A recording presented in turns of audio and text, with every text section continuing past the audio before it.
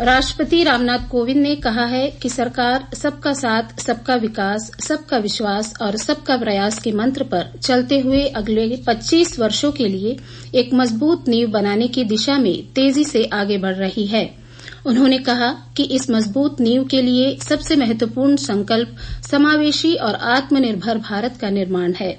संसद के दोनों सदनों की संयुक्त बैठक को संबोधित करते हुए राष्ट्रपति ने लोगों के कल्याण के लिए बनाई गई सरकार की विभिन्न योजनाओं और कार्यक्रमों की सराहना की। उन्होंने कहा कि सरकार के अथक प्रयासों से ही भारत एक बार फिर से दुनिया की सबसे तेजी से बढ़ती अर्थव्यवस्थाओं में से एक बन गया है। देश ने मौजूदा वित्त वर्ष के पहले 7 महीनों में 48 अरब डॉलर का निवेश आकर्षित किया है। उन्होंने कहा कि वैश्विक निवेशक भारत के विकास के प्रति आश्वस्त है। उन्होंने कहा कि पिछले कई महीनों के दौरान वस्तु और सेवा कर संग्रह लगातार 1 लाख करोड़ रुपए से ऊपर रहा है।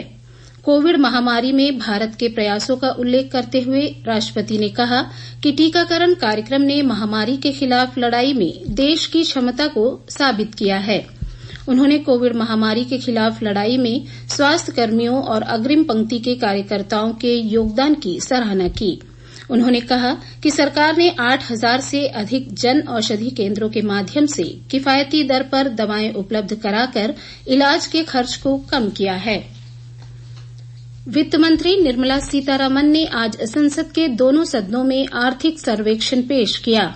राष्ट्रपति रामनाथ कोविंद के संबोधन के बाद वित्त मंत्री ने सर्वेक्षण सदन के पटल पर रखा।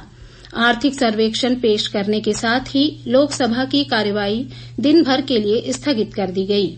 वित्त वर्ष 2022-23 में सकल घरेलू उत्पाद जीडीपी के 8 से 8.5% की दर से विकसित होने का अनुमान है। पिछले वर्ष अप्रैल से नवंबर के दौरान पूंजी व्यय में सालाना आधार पर 13.5% की वृद्धि हुई है।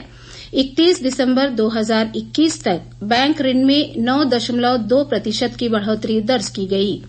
राजस्व प्राप्तियों में भारी बढ़ोतरी के साथ प्रतिदिन सड़क निर्माण बढ़कर 36.5 किलोमीटर हुआ है, जिसमें 30% से अधिक की बढ़ोतरी देखी गई है।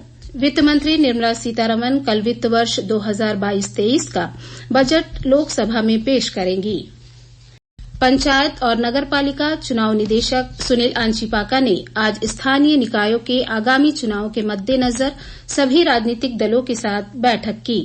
उन्होंने कहा कि चुनाव आयोग ने अंडमान निकोबार द्वीप समूह की जिला पंचायतों, पंचायत समितियों, जिला परिषद और पोर्ट ब्लेयर नगरपालिका परिषद के सभी वार्डों के लिए चुनाव कराए जाने की घोषणा की है, जिसके लिए 4 फरवरी को अधिसूचना जारी की जाएगी। इसके साथ ही आदर्श आचार संहिता लागू हो चुकी है, जो चुनावी प्रक्रिया पूरा होने तक लागू रहेगी। चुनाव निदेशक ने सभी राजनीतिक दलों से आचार संहिता का पूरी तरह से पालन करने का अनुरोध किया है। 4 फरवरी से मतदाता सूची को चुनाव निदेशक के कार्यालय से प्राप्त किया जा सकता है। इस दौरान उन्होंने द्वीप समूह में निष्पक्ष चुनाव कराने के लिए उठाए जा रहे कदमों की जानकारी दी। आचार संहिता की अनुपालना के लिए फ्लाइंग स्क्वाड को तैनात किया जाएगा, जो वीडियो बनाकर गतिविधियों का निरीक्षण करेगी। चुनाव निदेशक ने राजनीतिक दलों के प्रतिनिधियों से नामांकन पत्र भरने के समय कम से कम समर्थकों को अपने साथ ले जाने का आग्रह किया। नामांकन के समय उम्मीदवार, चुनाव एजेंट और प्रस्तावक को ही साथ आने की अनुमति दी जाएगी।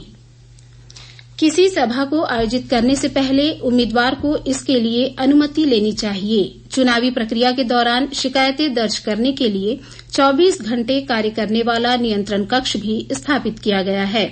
चुनाव के दौरान ड्यूटी पर जाने वाले अधिकारियों के लिए कल से डीब्रेट में प्रशिक्षण कार्यक्रम शुरू किया जाएगा। मुख्य भूमि पोर्ट ब्लेयर के बीच संचालित होने वाली उड़ानों की सारणी जारी की गई है।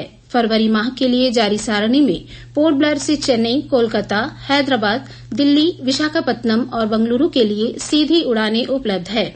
चेन्नई और कोलकाता के लिए सप्ताह में प्रतिदिन 1 से अधिक उड़ानें उपलब्ध है। बंगलुरु के लिए सप्ताह में प्रतिदिन 2 उड़ानें और हैदराबाद के लिए 1 उड़ान उपलब्ध रहेगी। दिल्ली के लिए सोमवार और गुरुवार को सीधी उड़ान उपलब्ध है, जबकि शनिवार को 2 उड़ान उपलब्ध रहेंगी। विशाखापत्तनम के लिए गुरुवार और शनिवार को छोड़कर सप्ताह में प्रतिदिन उड़ान उपलब्ध रहेगी। शुक्रवार को पोर्ट ब्लेयर से विशाखापत्तनम के लिए 2 उड़ानें उपलब्ध कराई गई है।